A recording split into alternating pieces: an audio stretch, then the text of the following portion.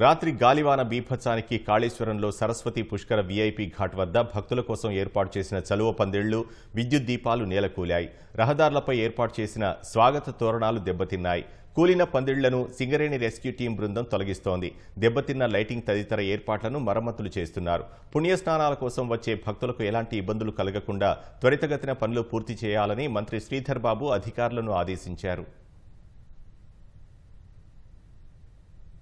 మేము ఇక్కడ 35 మంది రెస్క్యూ పర్సన్స్ అందరం శ్రమించి అతి త్వరగా ఒక 30 నిమిషాల్లో ఇక్కడ మొత్తం క్లియర్ చేసి భక్తులకు ఎలాంటి అసౌకర్యం కలగకుండా వాళ్ళకు సుఖవంతంగా సౌకర్యవంతంగా వాళ్ళు సరస్వతి పుష్కర స్నానం చేయుటకు వాళ్ళకి ఇబ్బంది కలగకుండా మేము చేయడం జరుగుతుంది.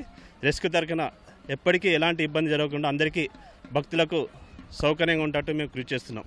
మేము ఇక్కడ 12 రోజులు జిల్లా యంత్రాంగం ఆదేశాల మేరకు ఇక్కడ 12 రోజులు ఉండడం జరుగుతుంది.